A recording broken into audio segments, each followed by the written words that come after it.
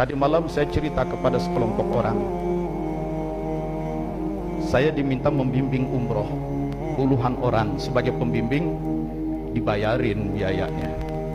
Saya ajak juga anak saya yang SMP, saya bayar juga karena ini anak kok. Begitu masuk Masjidil Haram, bersiap untuk tawaf, ribuan mungkin ratusan ribu orang padat. Anak saya bilang, "Pak, aku sakit perut, perlu ke WC dulu." Kalau saya ngantar anak jalan keluar, masuk ke WC yang di bawah tanah, balik lagi, itu paling tidak 40 menit. Apakah saya ngurusin satu anak meninggalkan puluhan jamaah yang mereka bayarin saya untuk minta dibimbing? Kayaknya kurang pas juga. Tapi kalau itu anak saya lepas sendirian di tengah kerumunan orang dan dia baru pertama kali, nggak tega juga, masih SMP. Gimana ini? Dilematis.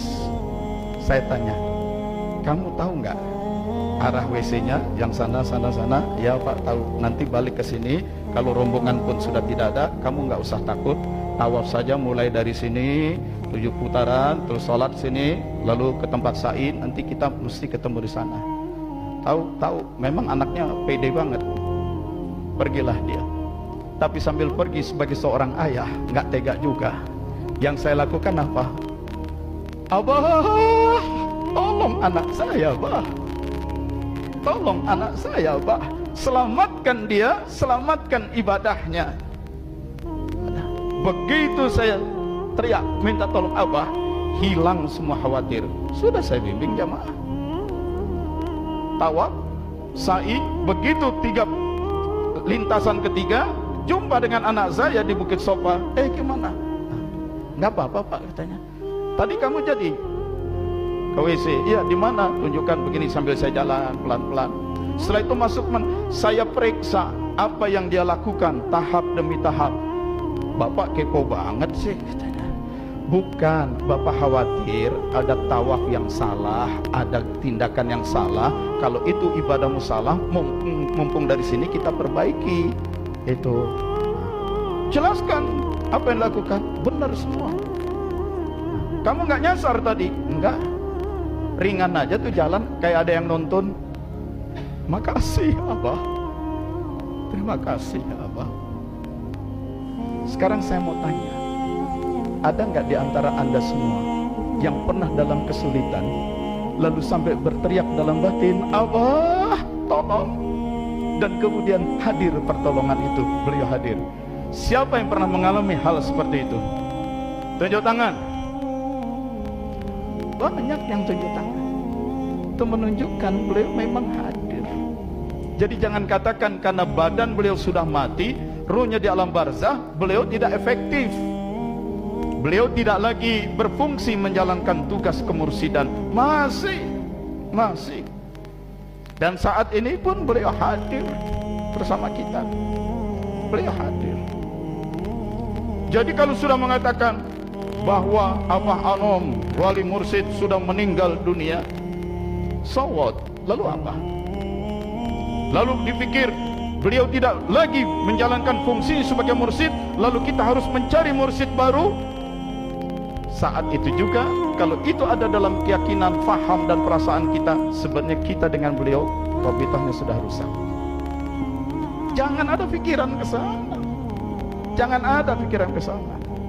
Itu prinsip dasarnya, paradigma pertamanya. Jangan lagi deh nulis-nulis yang begitu. Jangan lagi deh ngomong yang begitu, bahwa Abah Anom sudah meninggal dunia, maka diperlukan mursyid baru, maka diperlukan sementara jumlah wakil talqin tidak bertambah, yang terjadi jumlah wakil talqin banyak yang makin meninggal dunia, maka harus ada pemilihan wakil talqin. Nggak usah, itu pemikiran ilmiah dari mana? Itu. Saya heran kalau ada orang ketika hidupnya masih susah, ketika untuk bayar kuliah masih susah, datang ke Abah. Dengan karomah dari Abah, mengalirlah rezeki, bisalah kuliah, bisalah sampai kemudian menjadi doktor. Tapi dalam proses menjadi doktor, dia banyak baca buku, banyak baca kitab, baca sana baca sini, baca sana baca sini, jadilah ilmunya banyak. Lalu dengan semua ilmunya, hasil baca sini, baca sana, baca sini, baca sini, dengan semua ilmunya, kemudian dia mengoreksi dan bikin berantakan ajaran Abah Anom. Kemarin kepengen bisa kuliah jadi sarjana, minta-minta doa, minta berkah dari Abah. Sudah jadi sarjana, banyak baca buku sana baca sini, merasa pintar dengan ilmu bacaannya, mengoreksi ajaran Abah Anom, bikin berantakan ajaran Abah Anom. Wah, ini kan ilmiah. Ilmiah dari mana? Menurut kitab Anom, menurut buku Anom, menurut Syekh Anom. Semua buku, kitab dan syekh itu bukan dari ajaran Abah Anom. Kenapa kau gunakan? Justru untuk menyerang ajaran dan murid-murid Abah Anom. Ya tapi kan doktor. Yang namanya doktor itu tidak berarti pinter. Doktor itu artinya sudah selesai sekolah. Karena setelah S3 nggak ada lagi sekolah lain. Sudah selesai sekolah. Doktor itu banyak baca dan banyak ngutip. Itu pinter belum tentu. Terus terang ya, terus terang, saya bukan sombong. Wah, terang aja Pak Wafidin bukan dokter. Bukan, ketemu dokter udah banyak. Dan kan saya bukan dokter, tapi sudah terlalu sering juga disebut dokter. Dokter itu menunjukkan sekolah sudah selesai. Banyak baca buku, banyak mengutip pendapat orang.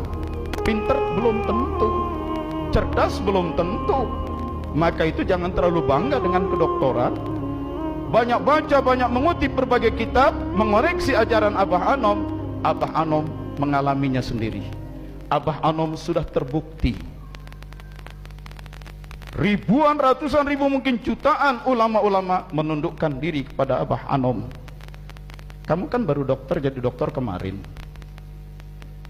Modal banyak baca kitab, baca buku, ngutip sana, ngutip sini. Cerdas belum tentu, pembuktian belum tentu. Jangan acak-acak murid-muridnya Abah Anom. Jangan mengacak-acak ajaran-ajaran Abah Anom. Itu. Begitu juga yang kemudian jadi penguasa, yang kemudian menjadi orang kaya. Waktu miskin datang ke Abah Anom, minta diberikan barokah supaya bisnis sukses, minta diberikan limpahan karomah supaya bisa naik pangkat jabatan. Sudah kaya, beruang banyak, sudah pegang pangkat jabatan tinggi, dia gunakan kekayaan pangkat jabatannya untuk merusak ajaran TKN. Yang kamu peroleh sekarang itu karomah Abah Anom loh. Jangan kau gunakan untuk merusak murid-murid Abah Anom. Hanya karena kau merasa berpangkat tinggi, kaya, berjabatan tinggi, pinter, semua itu kan kamu minta dulu dari Abah Anom. Dan itu limpahan karomah barokah beliau. Jangan kau gunakan.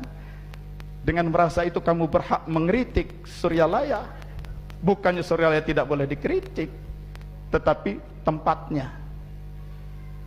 Nah, itu saja.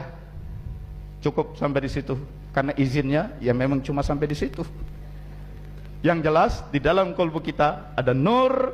Nur itu dari guru mursyid dari guru-guru Syekh Abdul Qadir, dari Rasulullah, dari Allah. Ini sudah ada satu poros, jangan dikotori. Dan jangan mau diisi dengan gagasan, ide, pikiran macam-macam. Sudah ya, kita semua alhamdulillah ditakdirkan oleh Allah menjadi murid Abah Anom ya, dan beliau menjadi mursyid kita. Demikian ya. Soal nanti bagaimana, nanti kalau semua wakil talqin udah pada mati bagaimana?